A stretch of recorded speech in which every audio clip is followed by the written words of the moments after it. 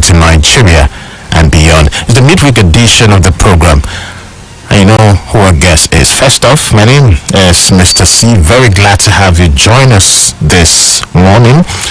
Our guest every other Wednesday is a very regular every other Wednesday, but very distinguished guest. He is a fellow of ethical leadership from the University of Nigeria, Nsukka, a recipient of ZIX Award on Innovation and Creativity, a pioneer inductee, National Integrity Hall of Fame, a former Secretary General of Argon, a fellow of Chartered Institute of Forensics and Fraud Investigators of Nigeria, Interpol Systems Consultant and Security Expert, Sir Chikwe Udensi. We have him virtual this morning. Good morning, sir. Welcome to Open Parliament. Good morning, Mr. P. Thanks for having me. Yeah, well, it's a D-Day today. I want to imagine you are in the Federal Capital Territory because that's where it's going to be going down. What's the atmosphere first off there like at the moment? Tensed up, Mr. C. Very tensed up. Earlier yesterday, the Department of State Services, the DSS, and a few other agencies have been issuing notices. Some people call it alert. In fact, usually those notices ought to be yellow notices. But what we are seeing is red notices because the whole of Abuja is cordoned off. There's no movement, no easy movement. Well, it was even worsened by the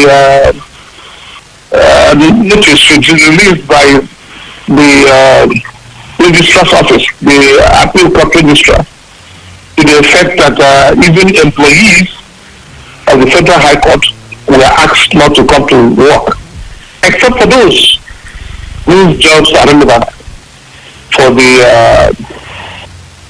judgment. So the place is tensed up, very tensed up. It seems there is a lot to gain or lose either way this decision goes. But let's look at the issues now, right? The said tribunal and its judgment expected today is a fallout to what transpired in the February 25th presidential election, and a couple of days afterwards, the chairman of the Independent National Electoral Commission, Professor Mahmood Yakubu, declared Tinubu the president-elect because his party scored the majority of votes cast in that election. And we understand, I'm sure if you've been keeping tabs, those who are leading the charge against the former Lagos State governor are being declared the winner. And the likes of the Labour Party candidate Peter Obi and of course the candidate of the People's Democratic Party, ex-Vice President Atiku Abubakar. Well, there's been a lot of issues that have arisen from that elections, issues that have been adduced through evidence throughout proceedings that has come into the judgment. Nigerians, probably the world too, are expecting today issues regarding about 18,000 polling units result blood, and talk about the question as to whether 25% of FCT vote is required to win the presidential election. And what does Section 134(2) and 6 of the 1999 Constitution of Nigeria really envisage with regards to that? Section 77 of the Electoral Act. What do you make of these issues? The chairman of the Presidential Election Petition Tribunal, Justice Samani, in his opening address sometime in March, did say, hey, Nigerians, in fact, he was addressing lawyers and saying, do ensure that you do not come through with so much of technicalities because we're going to be dealing with substance. But from the issues adduced before the courts by evidence, are they substantial enough, you think? You have to realize that the 2023 election, especially the presidential one, was a very peculiar one. Preceding the preparations for the election, you remember that the electoral umpire, the INEC, who came out and told everybody very clearly that this election is going to be a different one. Before this time, Mr. C, you and I know that there was serious voter apathy. Nobody wants to come and vote because the story is that it was rigged. So this time around, several things were put in place. Several processes were put in place. We were told about the beavers.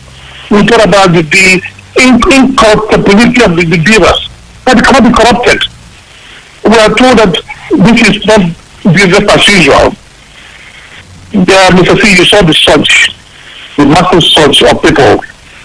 People came out in millions to register. For some reason, I was surprised that this number of people have not even voted before because of the attitude of the people towards the electoral bodies. But what did we get, Mr. C? This election was more violent than most of the elections we have ever had. And in fact, more controversial. Look at the report of the international and local observers. I don't know if you have a copy of the one by the United Nations observers. The UN observers completely destroyed this country. The languages were very strong, especially where it has to do with the electoral body, the INEC. Yes, Mr. Free, the election has come and gone. We are now at the point of adjudication. It is true that the chairman of the panel had indicated that there should not be any trivialities. I don't think he used technicalities. I think he used trivialities, Mr. Free, if I'm right. He wanted things to go straight the way they ought to be. But look at what we have right now, Mr. P. 118,000 blood polling records. 18,000 polling unit records. 18,000, Mr. P. You will have the issue of the 25% of FCT. And then coupled with the certificate scandal, the age scandal, the name scandal. Mr. C, if you look at also even the provisions of Section 77 of the Electoral Act, the back and forward argument that has come from that angle, the dual citizenship issue that has always negated everything that has been put on ground. But also, the very negative report, like I said earlier, of foreign observers, especially the United Nations. These things have put serious negativity in the process, Mr. Phil. I do not know if there is any Daniel that will come to judgment. Well, obviously, you have reeled out what transpired prior to the elections and then now, when Nigerians are expecting this judgment. Again, are we looking at a situation where substance takes the day against technicalities, which has been the order of the day in recent judgments that have come from courts? Is that what we're looking at? I do not know exactly the direction of the court. I don't know which way they will take.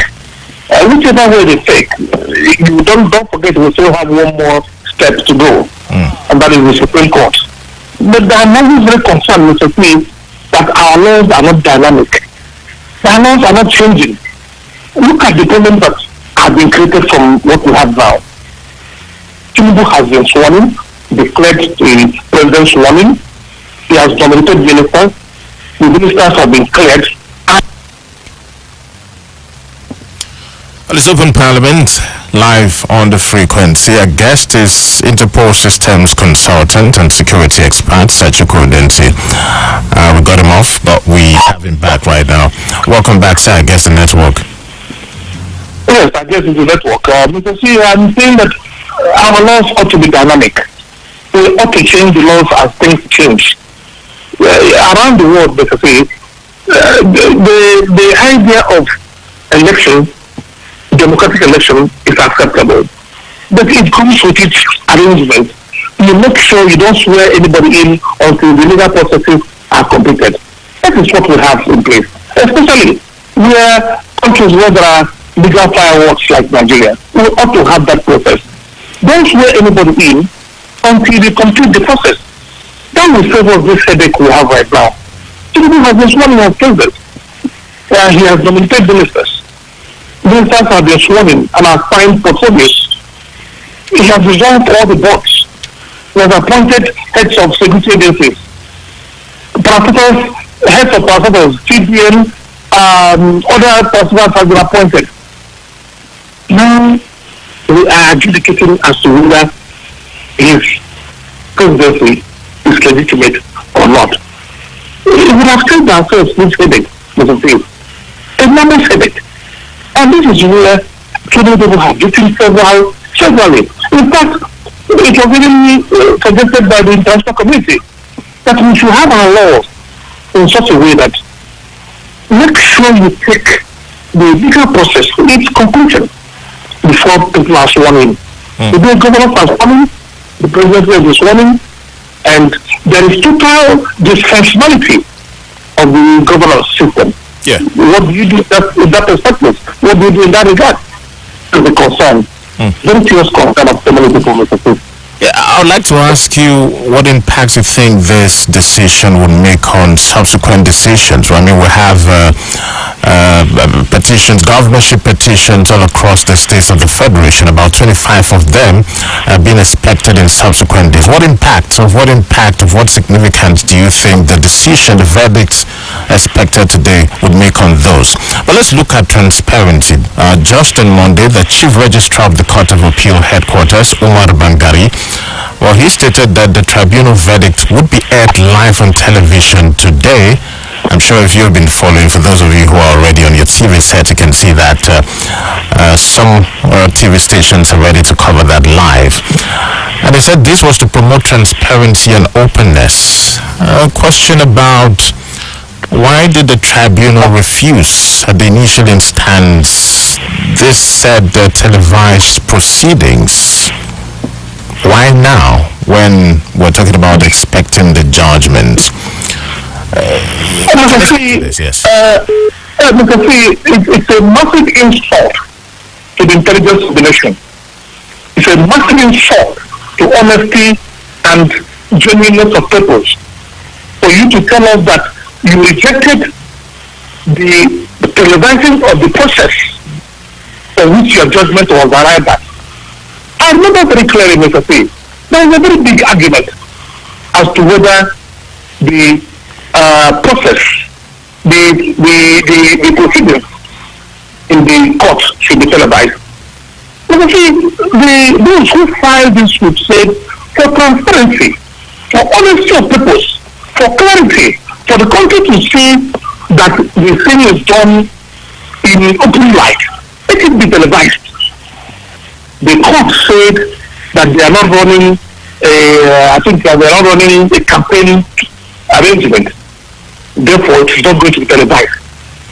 Now, you are telling the nation that for honesty and transparency, you will televise the judgment. Why televise the judgment when you did not televise the process by which you obtained the judgment? What process did you take to obtain that judgment? It is not televised. It is the judgment that is being televised. I believe he is insulting the intelligence of the whole nation. And we have said that over and over. I was on a television program yesterday, Mr. C, on AIT. We discussed it extensively. And I said, it's an insult to every member of this country. I would deserve serious apologies that you refuse to accept the process being televised. And you are telling the whole nation that you are going to televise judgment. How can we see the transparency in your judgment when we are not part of the process for which you arrived at that judgment? That is very, very disturbing, Mr. C. Let's look at the significance of this expected verdict today on the other cases we have scattered across tribunals across the Federation. Of what impact do you think it will make this? Well, it is a pilot judgment. What do I mean by pilot judgment? You see that everything that is being canvassed in the courts today, in all the 25 cases we have for the governorship elections, they are all in this month. The Section 77 is being canvassed by all of them. Eligibility is being canvassed by all of them, and also the bloodness and the inefficiency of INEC. More importantly, the inefficiency of the records of INEC. These are the major things that are being canvassed by almost all the 25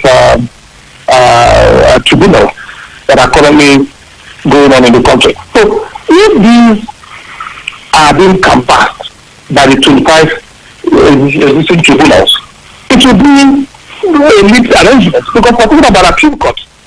The provincial tribunal is an appeal court. So if you finish at the state electoral panel, you are coming to appeal. So now the appeal is giving his judgment on the areas they are going to come to. So it leaves a precedent, let us say. It will send a very big information. It will send shockers. It will send rejoicing around the 25 states electoral tribunals. Yeah. Well, before we go for a break and away from the expected verdicts by the justices of the Presidential Election Petition Tribunal in Abuja, we did see a viral video of the retired Justice of the Supreme Court, Mary Odili. Well, that video was making the rounds yesterday. One party that has found that not too comfortable is the Labour Party, that has expressed worry over what it described as a preemptive pronouncement by the retired Justice Mary Odili. I mean, she was praising the likes of Wale Olanipokan and, of course, the current Minister of Justice of the Federation. I'm sure you saw that video. Is there anything in that video to worry about? Well, Mr. C, it depends on who is listening and the frame of mind of who is concerned. I have listened from A to Z, from the beginning to the end of the address of Mary Odili, the former Supreme Court judge. I listened very carefully. And also, Mr. C, you have to consider that this is an occasion where she took over from Olanipokan as the chairperson of the body of benchers. So Olanipokan, she was praising, is her immediate predecessor in the occasion where they were, which was a 25th anniversary of that senior advocate. So you must have to just suppose your judgment to the circumstance of the matter. And I've listened to her very carefully. She did not say that she supports any political party. She did not say that people should even go to court. Let me say specifically, in a paraphrased form, let me say exactly what she sent across. She says, elections have come and gone. Some people have won and some have lost. Those who have won are rejoicing. Those who have lost do not take laws into their hands, but they should go to court. That people are fanning the embers of war. People are saying that they are bringing down the country. But that should not be the attitude. But the attitude is that they should seek solace in the provisions of the law, where whosoever is satisfied with the election will seek redress in the court of law. That is exactly what she said. And she said it over and over. And the those who are asking that the heavens should fall, that if the roof falls, everybody will be engulfed. What is wrong with that? I don't see anything wrong with that. So when I listen to the comments about what Mrs. Odili said, in good judgment, I think it has to do with the state of mind of who the listener is. If the listener is one of the losers, the state of mind will be skewed towards anger. If the listener is one of those who won, the state of mind is skewed towards appreciating what the woman has said. But I have to look at it from a matter of the positions. I did not win. I did not lose. What is the honest position? People have said all kinds of things. PDP have tried to condemn the woman. Labour Party have also tried to condemn the woman. But I also saw the record from APC.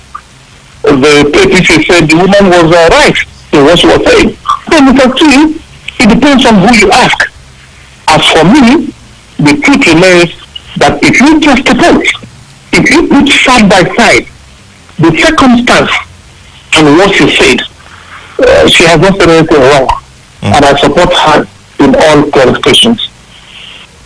Well, it's Open Parliament. It's the midweek edition. Interpol Systems Consultant Chikwe Udensi is a guest. My name is Mr. C. Before we go for a break, let's move away from that now. Let's get to Abia State.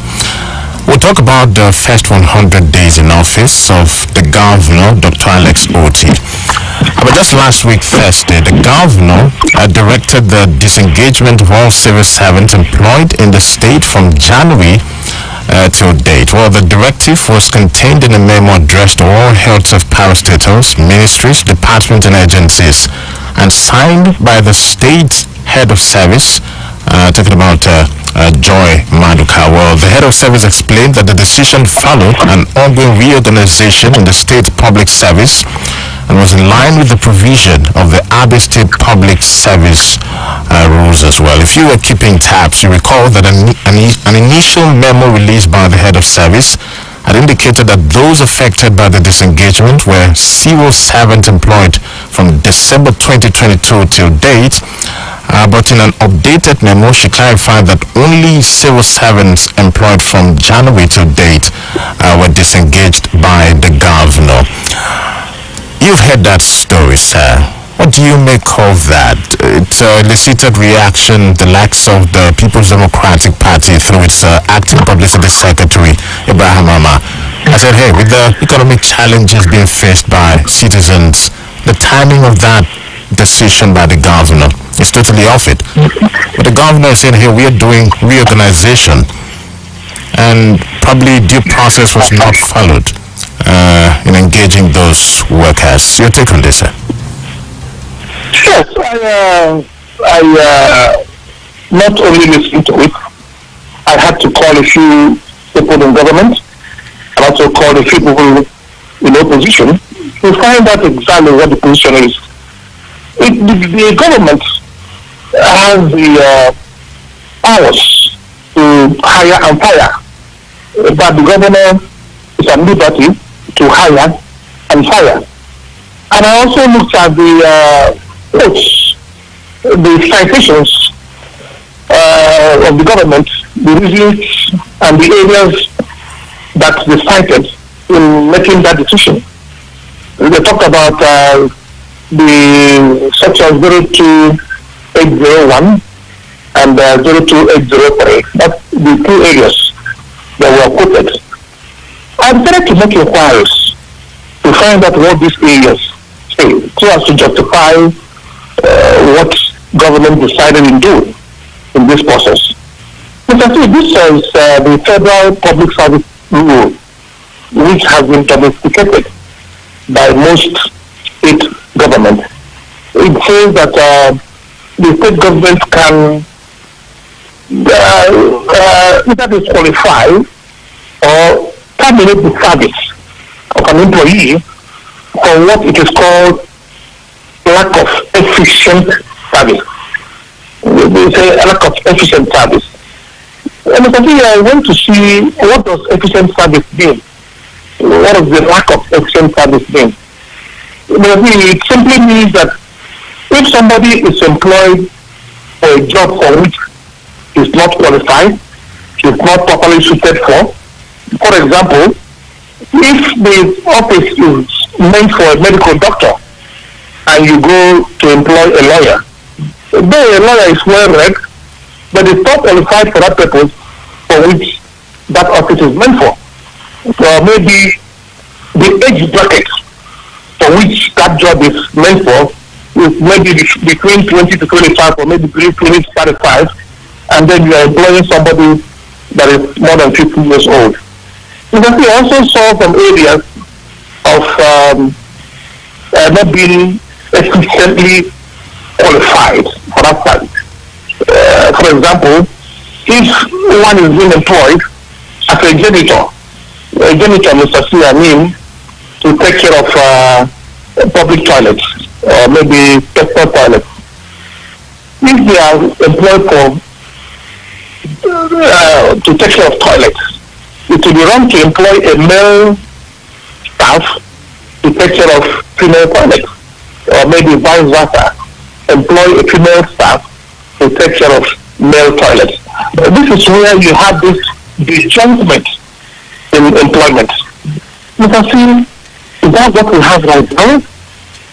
That is not what we have right now. I checked in the whole system. You're talking about those who were employed from December 2022 to 29th of May 2023. And you see, the civil service flow as provided in those areas as quoted by the government specifies a process through which you can terminate anybody. You can't just terminate and say you have removed them. This era of autocracy, we don't need it.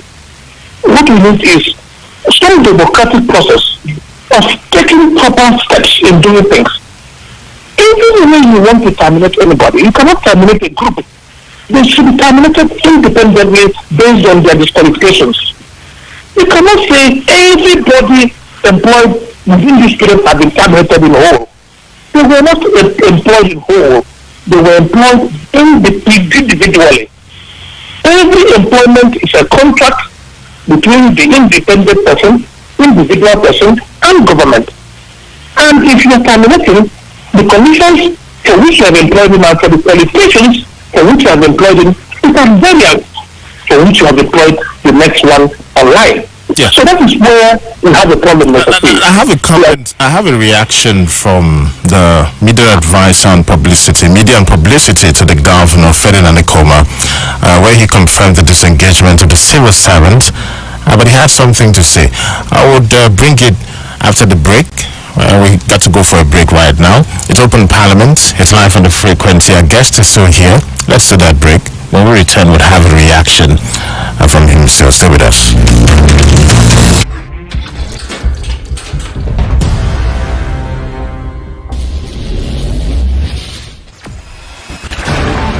Experience the smooth and strong feeling that consistently surpasses expectation. Leading the way in high-performance lubricants, Master Supermoto Oil is as durable as titanium.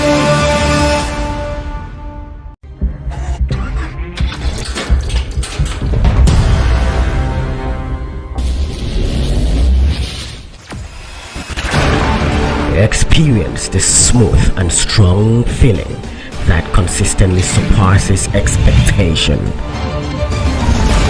Leading the way in high-performance lubricants, Master Supermoto Oil is as durable as titanium.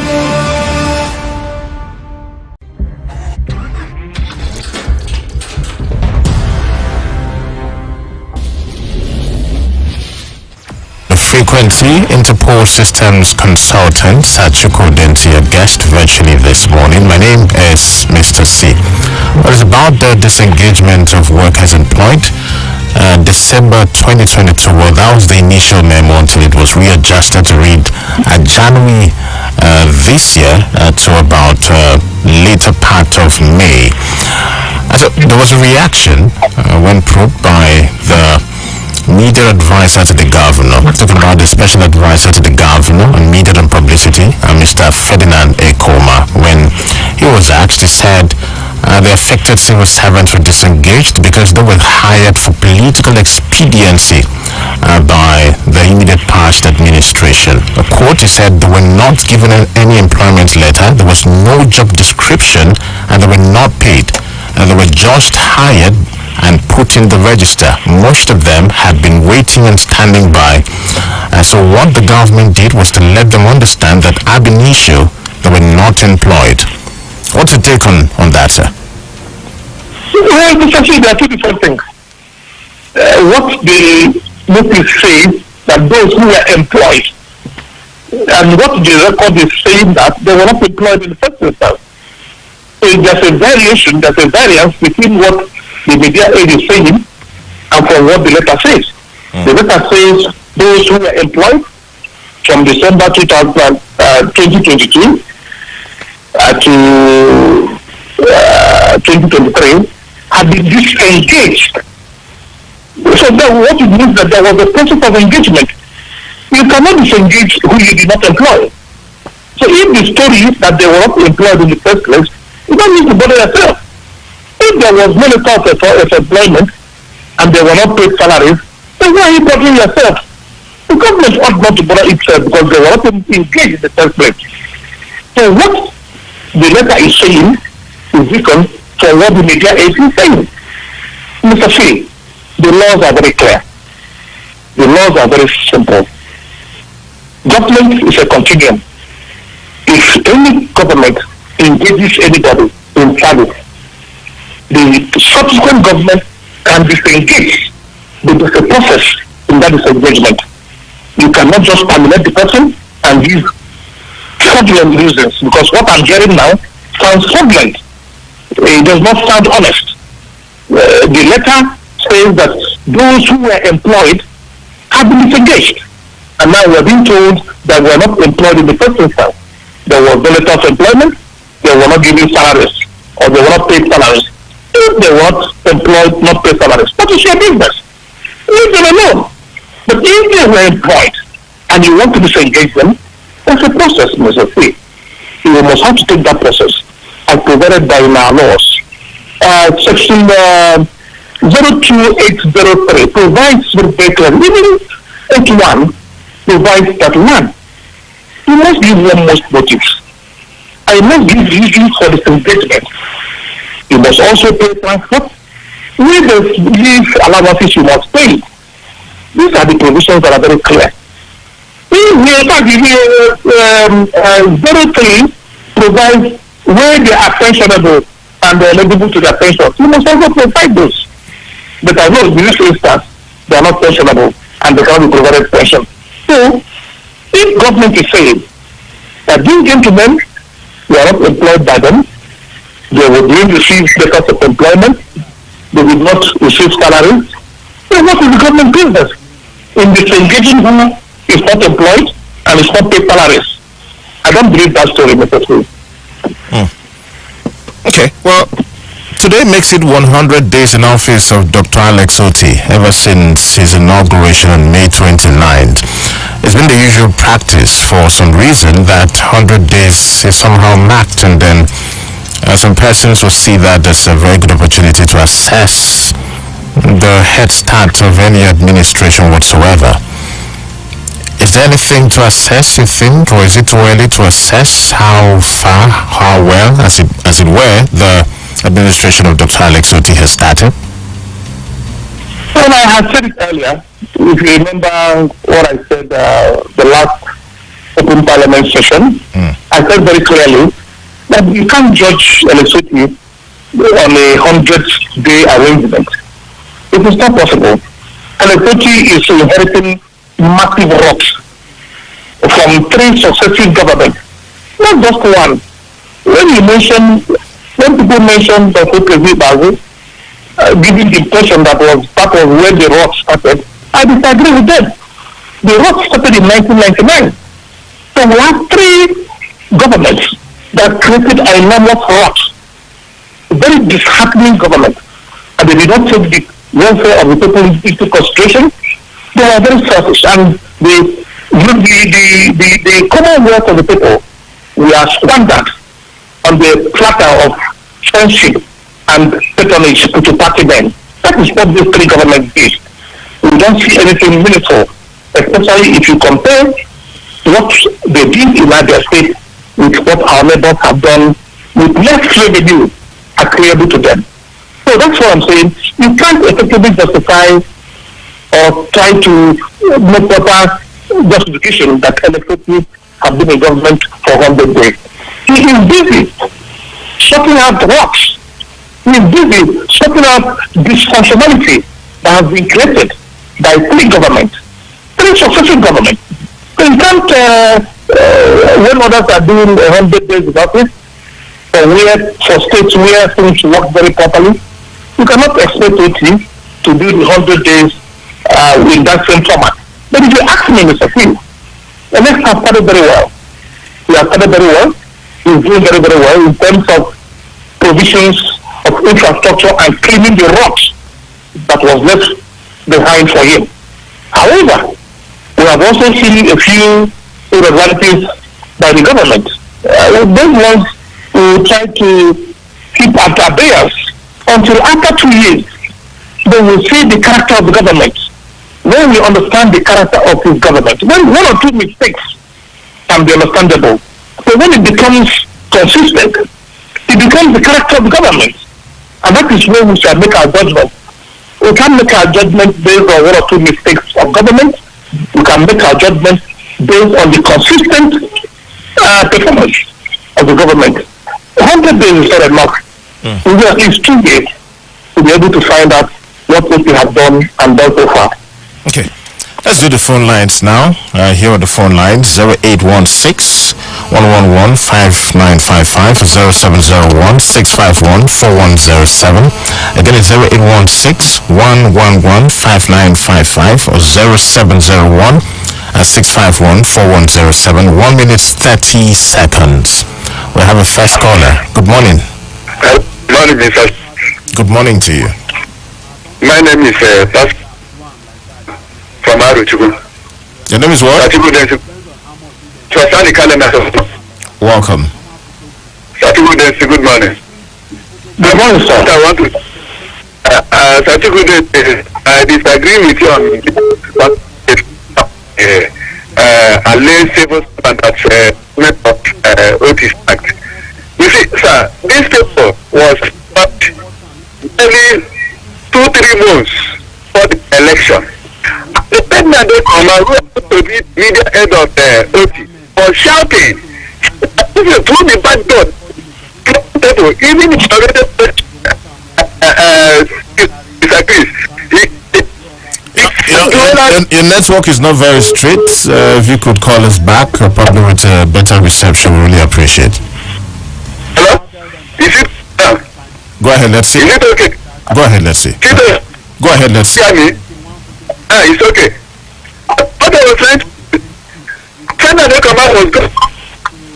Okay, you might have to call us back. Apologies, your network not straight, honestly. Hello, good morning. Good morning, Mr. C. Good morning to you. Good morning, Sir Chikwe Udensi. Good morning, sir. I'm Mr. Jonathan calling from Omari. Welcome, 1 minute 30 seconds. Hello? Do call us back. Good morning. The network. Hello? Hello, good morning. Mr. C, you are blessed for life. Good morning to you. Excellent is my name. Chikwe Udensi, please remain listed for life. Yes. Thank you very much. Yes. Yes. Mr. C, you cannot be here and be there. I'm talking of people that are saying that I need to do this and do that. Before 2 days, some days before the edit of that last year, I said that they shouted. These people are recruiting from Obingwa. All those people are saying from Obingwa. Excellent. They shouted. See what that is. Some of them say, they are still in power. They are even a day before they are eating. They can do anything they want to do. They can do it. Whenever they come in, they will. Now what is happening now? Let me tell them. The problem they are having is that they are not the money collected. They are it's just the problem that is greediness. It's not the money collected, greediness. So what I'm saying is that this man has done the work. Unless it is now, Jesus is happy. And we for this is happy. I'm happy.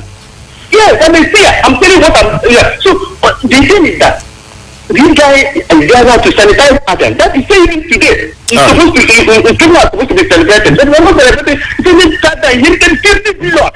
So instead of from that, it's at the first of you clear to this. These people are there lamenting because they're still receiving satanic alarm. Thank you very much. Thank you. Appreciate it. Thank you. Good morning. Good morning, sir. Good morning, sir. Yeah, I hear properly what Justice Mary to have said.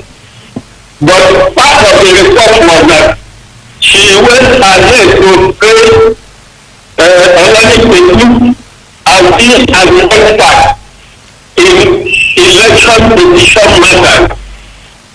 And somehow insinuated that he will win.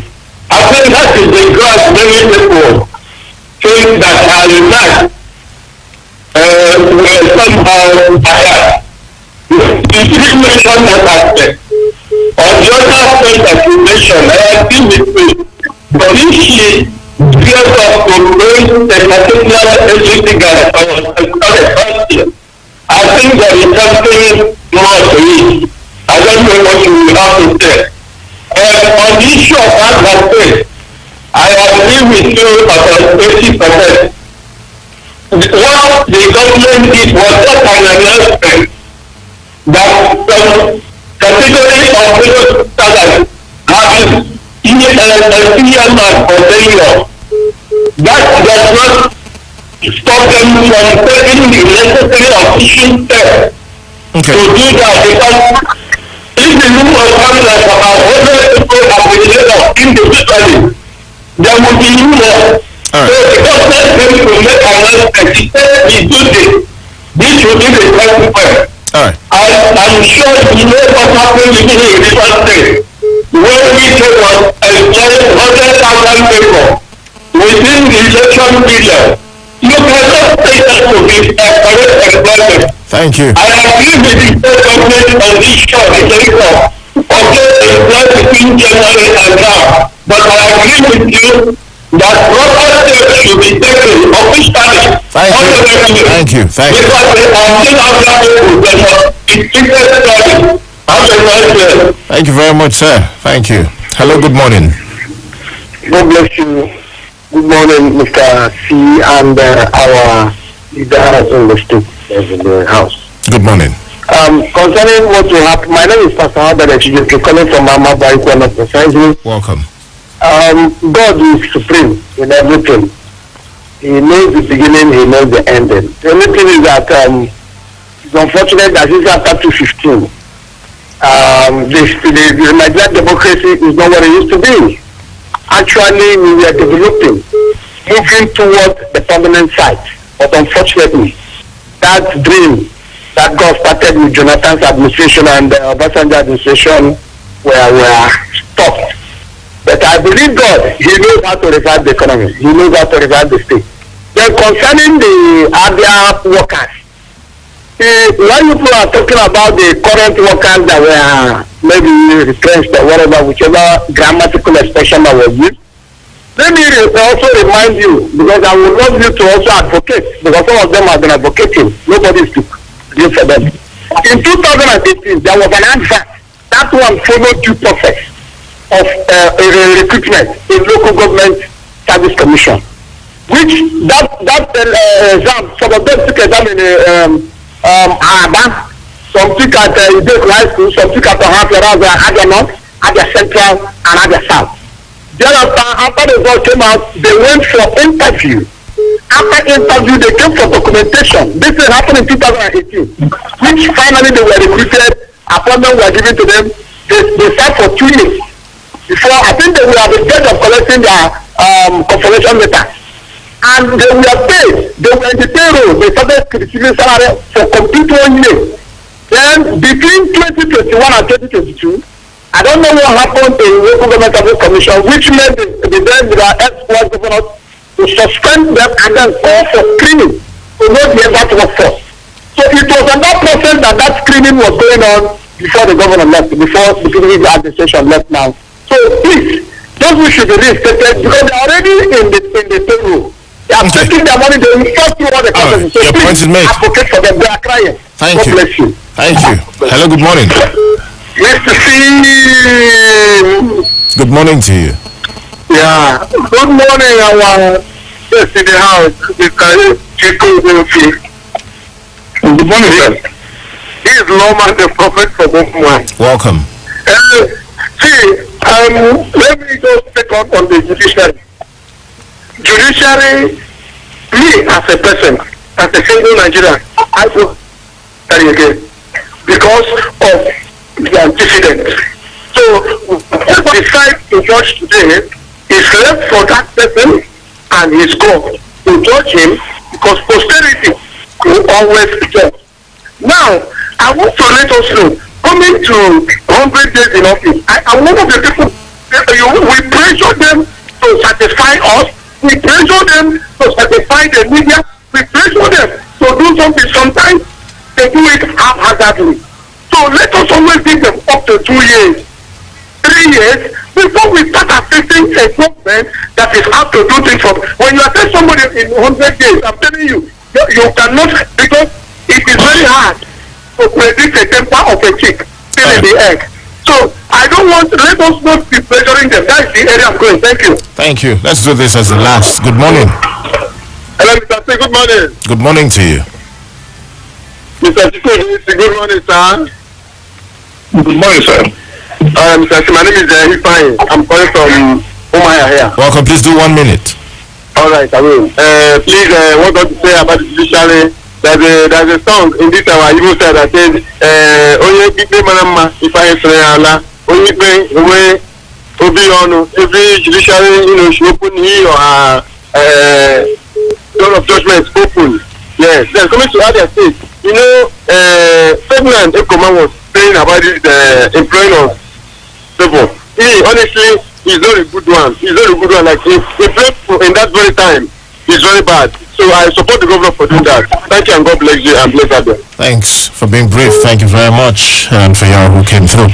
You want to react, sir, to some of the callers and probably your parting words? Yes, Mr. C, it is very important that we do what is right. There appears to be too much of dysfunctionality in Abia State, especially in governance. What we are saying is very simple. Look at what has happened in Benue State. The government have disagreed with the previous government. This current government have disagreed with previous government in Benue as to the processes by which some employments were made. And they have taken the actual legal process to make sure that things are done and done properly well. The Abia State government can do this. The same thing has just happened in the state too. Where Mba is saying a few employments were not done properly. We are taking the proper position. Why must Abia own be full of controversy? What we are saying is that let us take the process of properly removing those who were employed. If they were not employed in the first place, don't pressure yourself. Let them remain where they are. But if they were employed in the government of Abia State, that's the process of removing them. And we must follow that process. We must not look at things from our own personal anger and frustration. From what I'm seeing, it appears that there's so much personalization of government activity in Abia State. We don't have to personalize it. Government is a continuum. If this government have done it wrong, let us do it right. And the way to do it right is to follow laid down procedures. In this instance, I'm urging the government, if you are following section 02, 81, 801 and 803, like you have stated, follow that procedure. Terminate them formally if they have not met the conditions for which they were employed. If they are not qualified for efficient service, then follow the procedure. Terminate them, what make notice, give them their dues, and terminate them. But if they are not employees of the state, then ignore them. Telling us one thing and telling us the other thing cannot help the matter. I don't know if you understand where I'm coming from, Mr. C. And also, let me urge our listeners. Our listeners must be prudent and proficient in their argument. Let us not see everybody as being bad. if the previous government have done things that are bad, we shall correct them. We are not going to follow their own footsteps. Then if we are following the footsteps of the previously bad government, what is the difference? What is the difference between us and them? If they have done what is wrong, let us do it right. And the process of doing it right is to follow the rules of law. If what they have done before is at variance with the provisions of the law, now we have the opportunity to follow the rule of law. Let us not behave like them. If we behave like them, there is no difference between us and them.